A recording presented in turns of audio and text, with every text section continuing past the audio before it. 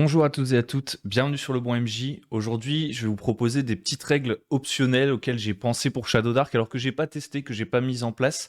Il y en a certaines que je vais mettre en place à chaque fois, je vous dirai un petit peu à quel niveau j'en suis avec ces règles justement. Je pense que ça peut vous intéresser même si vous jouez à d'autres jeux old school ou même dans n'importe quel jeu, parce que peut-être que ça va vous donner une idée à implémenter dans votre jeu maison ou je sais pas quoi que vous voulez un peu bidouiller quoi. On est là pour parler un peu de homebrew. La vidéo va être assez rapide, je pense. Donc ouvrez bien grand vos esgourdes. D'ailleurs, si vous découvrez la chaîne avec cette vidéo, voilà, sachez que sur la chaîne, il y a je sais pas, des centaines de vidéos sur le jeu de rôle. Donc si vous jouez pas à Shadow Dark spécifiquement et que vous êtes tombé par hasard ici, vous pouvez quand même aller jeter un œil. Il y a de l'ancienneté, il y a des archives. Je pense que vous pourrez y trouver un truc qui va vous intéresser. Donc on est tout de suite parti pour ces petites règles optionnelles là de Shadow Dark. La première règle, c'est si vous avez par exemple un univers qui est humano-centré, ou alors un univers où voilà, vous n'avez pas envie de multiplier les différentes ancestries, les différentes races jouables d'une certaine manière, peut-être que vous voulez diminuer le nombre de celles-ci, que vous voulez que des humains, ou alors tout simplement que vous voulez donner un petit peu plus de liberté à vos joueurs dans la création de leurs personnages, en leur disant que finalement, la capacité qu'ils vont hériter de leur ancestry n'est pas corrélée à leur ancestry. Je m'explique. Par exemple, dans Shadow Dark, si vous êtes un nain, vous aurez plus de points de vie. Si vous êtes un elfe, vous aurez une meilleure capacité à toucher à distance ou à lancer des sorts. Si vous êtes un halfling, vous avez la capacité de disparaître, d'être plus discret. Et l'humain, lui, il a un talent supplémentaire, puisque dans Shadow Dark, vous tirez des talents aléatoirement tous les niveaux impairs. C'est sa capacité à être ambitieux à l'humain. Donc tout ça, ça répond un petit peu à des clichés qu'on peut apprécier. Ça peut vraiment, ça fonctionne parfaitement en fait si vous voulez faire une fantasy assez classique en fait aujourd'hui. Mais peut-être que ça donne un peu moins de liberté à vos joueurs pour bidouiller un peu leur personnage, que c'est quelque chose que vous regrettez. Puis moi, je trouve surtout que c'est, voilà. Si j'avais une campagne à faire plus humano-centrée, ça m'embêterait un peu que tous les joueurs doivent prendre l'ancestry humain et avoir le trait d'ancestry ambitieux qui leur donne un talent supplémentaire. Si j'ai un joueur, il a envie d'être un peu plus costaud, pourquoi il pourrait pas aller prendre le trait du nain? Si on a un joueur qui a envie d'être un peu plus discret, peut-être qu'il pourrait aller prendre le trait de l'alphelin. Parce que finalement, c'est ça qui est cool dans Shadow Dark, c'est que vous n'allez pas casser grand-chose en bidouillant, je pense. Alors évidemment, il vaut mieux tester avant de commencer à modifier, mais là, en l'occurrence, en fait, ça ne changerait rien fondamentalement à l'équilibre du jeu que de décorréler la race de sa capacité. Parce que c'est la seule chose, en fait, la seule chose qu'implique votre race, c'est une sorte de petit pouvoir qu'elle vous apporte. Et donc, en fait, vous pourriez très bien dire, je suis un humain costaud, j'ai le talent du nain. Voilà, c'est pas plus compliqué que ça. Si vous voulez faire un jeu humano-centré, honnêtement, je pense que c'est une très bonne idée. Comme ça, si je suis un voleur, je peux prendre la capacité de l'alphelin. Si je suis un magicien, je prends la capacité de l'elfe. Mais dans tous les cas, je reste un humain. Deuxième petite idée que je vous partage, c'est là par contre, ça peut changer l'équilibre du jeu, littéralement. C'est d'autoriser chaque personnage à choisir le talent rare de sa classe, entre guillemets. Dans Shadow Dark, en fait, vous tirez aléatoirement les talents de vos personnages. Donc moi, je trouve ça excellent. Mais si vous voulez un niveau un petit peu plus de fantasy, un petit peu plus, je dirais, comment dire, épique, ou alors que vous voulez jouer peut-être sur un temps un peu plus court et que vous avez vraiment envie de tester la classe à son plein potentiel, quelque chose comme ça, vous verrez qu'en fait, dans les talents de chaque classe, on tire aléatoirement, on est sur une courbe de probabilité qui fait qu'il y a certains talents qui sont plus rares. Par exemple, le voleur, quand il va tirer son talent, en fait, il va acheter 2d6, et il n'y a que s'il fait 2 ou 12 qu'il va pouvoir avoir son talent rare, qui en l'occurrence est d'avoir un avantage à l'initiative. Pour le guerrier, ça va être d'avoir une autre weapon mastery. Pour être le magicien, c'est d'avoir un objet magique tiré aléatoirement qui lui tombe entre les pattes. Pour faire 2 avec 2d6 ou pour faire 12 avec 2d6, ça fait que vous avez, si je ne m'abuse, 2 chances sur 36, qui fait une chance sur 18. Peut-être que... je ne suis plus sûr. Mais en tout cas, vous avez... Peut-être que... Ce que je veux dire, c'est que peut-être qu'avec toute votre carrière d'aventurier, vous n'aurez jamais ce petit talent un peu spécial. Alors, vous aurez toujours des trucs cool, parce que de base, votre classe, ça vous apporte des trucs cool, et vous allez vraiment progresser. Et ces talents, d'ailleurs, c'est important de le souligner, ils sont pas nécessairement... Ça dépend des classes, mais ils sont pas nécessairement plus forts que les autres talents en soi. Les autres talents en soi, ils vont vous permettre... D'ailleurs, je dirais même que les autres talents, des fois, sont plus forts. En fait, augmenter ces caractéristiques, moi, je trouve que c'est un des trucs les plus forts. Mais c'est moins fancy, vous voyez, que d'avoir cette petite capacité spéciale, je sais pas, qui vous permet de vous téléporter ou d'avoir un objet magique, etc. Vous pourriez, entre guillemets, pendant toute une campagne, jouer un personnage qui n'aura jamais ce petit talent spécial. Et donc, je me dis, il y a peut-être une petite règle alternative qu'on pourrait avoir envie de mettre en place si vraiment on tient à avoir ce petit talent, du genre, au niveau 5, puisqu'on a un talent à tous les niveaux impairs. Au niveau 5, quand je suis à peu près à mi-parcours, je peux choisir délibérément de prendre mon talent un peu rare. Ça peut être une idée. Je pense que ça, par contre, contrairement au truc des Ancestry, ça peut déséquilibrer le jeu d'une certaine manière. Il faudrait tester des campagnes et des campagnes pour en être certain. Donc, vous n'êtes pas là pour faire ça, moi non plus. Même si, honnêtement, je pense que je n'ai pas encore d'autres jeux qui me donnent envie de jouer que Shadow Dark, là. Voilà, je pense que ça peut être une idée. D'ailleurs, si vous êtes un peu versé là-dedans et que vous avez regardé quelques vidéos précédentes, je pense que ça peut être intéressant pour des classes comme le Warlock, qui a vraiment un pouvoir un peu lié à son patron, qu'il ne pourrait jamais avoir, et ce que je trouve un peu dommage, voilà, par exemple. Donc ça peut être une idée. Je ne l'ai pas mis en place dans ma campagne, mais ça peut se tester. Troisième idée, la corruption. Alors là, on est vraiment plus dans quelque chose qui change carrément. On parle plus vraiment juste de mécanique, on parle carrément de style d'univers. Mais moi, j'adore l'idée de corruption. Vous voyez, dans Symbaroum, le fait qu'il y ait un peu dans l'univers un prix à payer pour faire certaines choses. Donc dans Symbaroum, en l'occurrence, un jeu dont j'ai déjà pu parler sur la chaîne, si ça vous intéresse, vous pouvez aller jeter un œil. On a une corruption inhérente lorsqu'on utilise de la magie. Dans Warhammer, on a des mutations, vous voyez, dans le même style. On a des mutations qui sont provoquées par la corruption, si je me souviens bien. Ça fait longtemps que j'ai pas joué à Warhammer, mais à force de faire de la magie, de s'exposer à certains trucs, au chaos, on peut avoir cette corruption. Cette corruption qui va venir nous faire muter et peut-être qui va nous transformer en quelque chose d'intrinsèquement mauvais. Moi, j'ai toujours aimé, dans la fantasy, que s'il n'y a pas nécessairement des races, vous voyez, qui sont les races des méchants, et des races qui sont les races des gentils, qu'il y ait quand même un mal ultra profond dans l'univers qui peut faire un grand ennemi commun à certains moments, et qui peut aussi apporter une sorte de fatalité à l'univers, un truc un peu dark. Et donc, cette corruption, voilà, à vous de choisir ce que sera la source de celle-ci. Ouh là là, je parle fourche-langue. Moi, personnellement, dans la campagne en cours, je pense que c'est une règle que je vais bientôt implémenter. C'est possible, il faut que j'en parle à mes joueurs quand même pour pas qu'ils aient une mauvaise surprise. Mais je pense que je proposerais bien à mes joueurs de pouvoir volontairement se prendre de la corruption pour changer le destin. Parce que dans ma campagne, au niveau de la cosmogonie, etc., il y a un petit peu ce côté, le monde est écrit comme une histoire à l'avance, et en fait, ceux qui essayent de le changer, ceux qui essayent de casser certains cycles naturels, mais aussi de casser le destin finalement, parce que si on parle de cycle naturel, des cycles, c'est une forme de destinée, vous voyez. Bon, on va pas partir dans du métaphysique aujourd'hui, mais voilà, quand on veut vraiment changer la donne, on peut accepter de la corruption pour changer les choses, quitte à s'autodétruire. Et donc, par exemple, je me dis que ça pourrait être un truc quand on veut relancer un jet de dés, on prend un point de corruption. Quand on veut être sûr de réussir à lancer un sort, on jette pas les dés, on crame le sort, parce que dans Shadow Dark, si vous ratez le lancer d'un sort, vous pouvez l'oublier.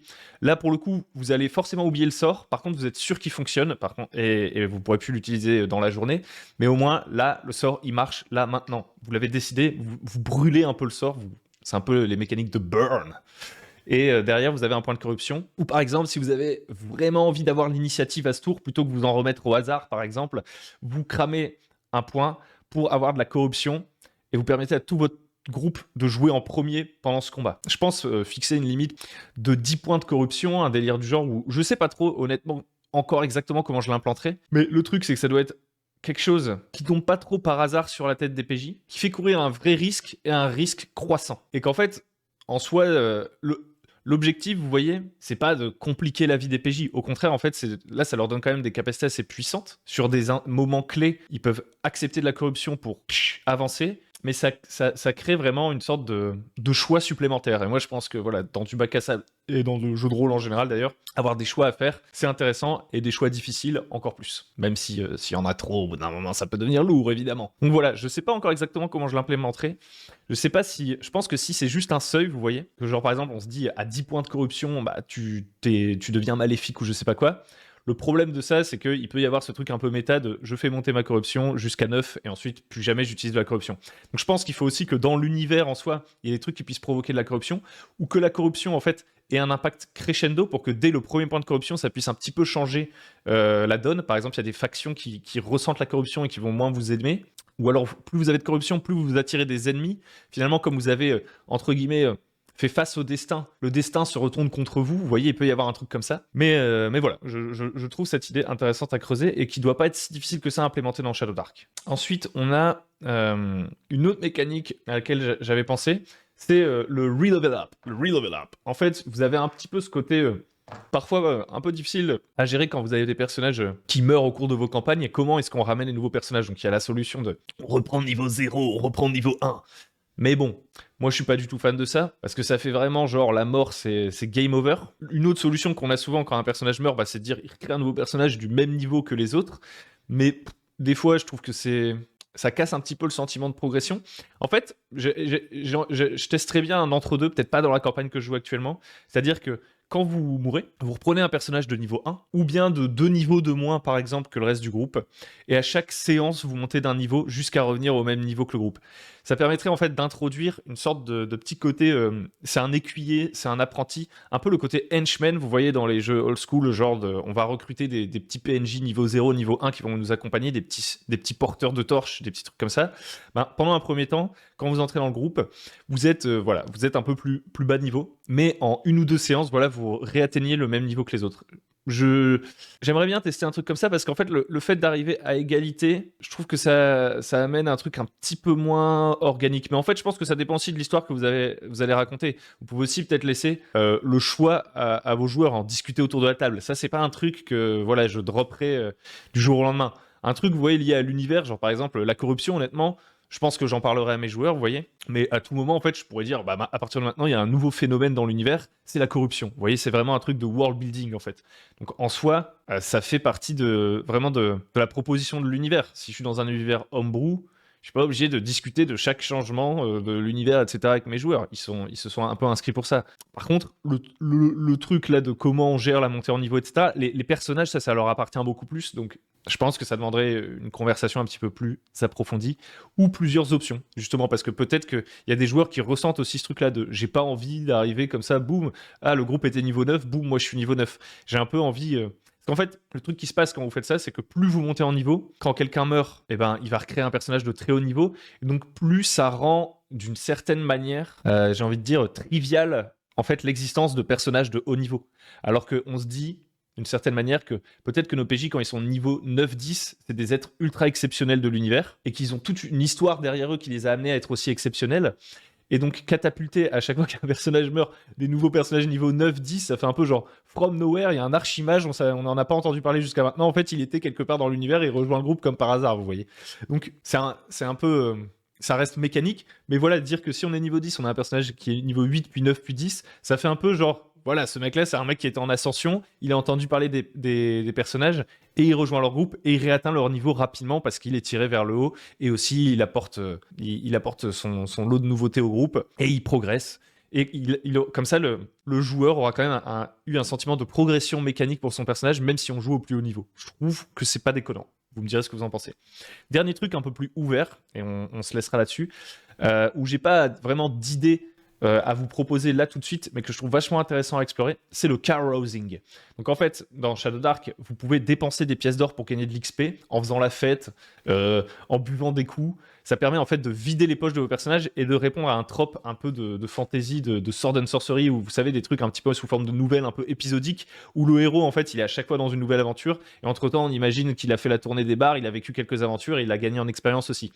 En fait, c'est un moyen, le carousing, c'est un peu, vous allez faire des aventures, vous récoltez plein d'objets magiques qui vous servent pas forcément, ou de bijoux, de trucs à revendre en fait, et au lieu d'aller jouer à la dinette et à revendre, la mécanique de carousing vous vide les poches, vous dépensez tout votre or en ville, et votre personnage progresse.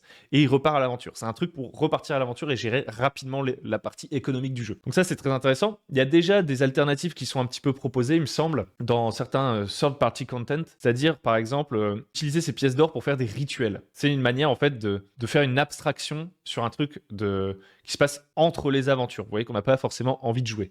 Donc tous ces trucs-là, en fait, je trouve que c'est intéressant. Il y a plein de choses à faire. Si par exemple, plutôt que de faire la tournée des bars ou de faire un rituel, on pourrait avoir une table de carousing sur investir dans un projet, construire un bâtiment, la gestion de domaine, vous voyez qu'il y a un truc qu'on retrouve aussi beaucoup dans les jeux old school. On pourrait avoir la même chose sur la philanthropie. On pourrait avoir la même chose sur mener des recherches magiques, etc. Des tables aléatoires, en fait, où vous claquez votre or dedans, vous jetez les dés. Moi, je trouve que c'est cool de garder ce côté aléatoire du carousing, plutôt que de commencer à créer des mécaniques de micro-gestion, vous voyez, pour qu'on reste dans l'aventure et qu'on passe pas beaucoup de temps là-dessus. Après, vous pouvez, si vous voulez, passer beaucoup de temps sur ces trucs-là. Mais ouais, je pense qu'il y a plein de moyens d'investir de l'or, et donc de justifier d'aller rechercher de l'or, et ensuite de jeter les dés, et ça a des effets sur l'univers, mais qu'on joue rapidement, quoi. En allant chercher dans d'autres jeux old school, vous allez avoir des exemples de ces règles. Mais plus il y en aura pour Shadow Dark, plus je serai content honnêtement, parce que j'aimerais bien avoir un petit document. Il faut que je commence à m'y mettre. Pour l'instant, c'est pas ma priorité, j'ai d'autres trucs à faire. Mais je pense à terme, moi j'aimerais bien avoir un petit document à donner au PJ en fait en début de campagne, avec différents tableaux de carousing dans lesquels ils vont pouvoir investir, et ça leur donne à chacun différentes raisons d'aller à l'aventure et de ensuite investir leur or sans que ce soit forcément se bourrer la gueule et juste être des aventuriers qui pillent des tombes pour boire des coups. Voilà. C'est tout pour moi. J'espère que ça vous a plu, que ça vous a donné des idées et que vous continuerez de suivre la chaîne. N'hésitez pas à liker, à vous abonner, à mettre la cloche pour être averti des nouvelles vidéos. En ce moment, j'ai eu un rythme un peu effréné de vidéos, donc ça ne m'étonnerait pas que des gens qui suivaient d'habitude aient raté des vidéos. Donc pourquoi pas. Et puis vous pouvez venir sur Tipeee pour soutenir si vous voulez. Et puis si vous avez des idées pour des futures vidéos, tout ça, n'hésitez pas à les partager en commentaire. Et on se retrouve aussi sur le Discord. Voilà, vous avez beaucoup de choses à faire, vous voyez, il y a toute une liste. Prenez des notes. S'abonner, soutenir, commenter, venir sur Discord et jouer à Shadow Dark. Et on se retrouve évidemment pour la suite de la Shadow March très bientôt. Je vous remercie de m'avoir écouté. À très bientôt sur le bon MJ. Bonne journée.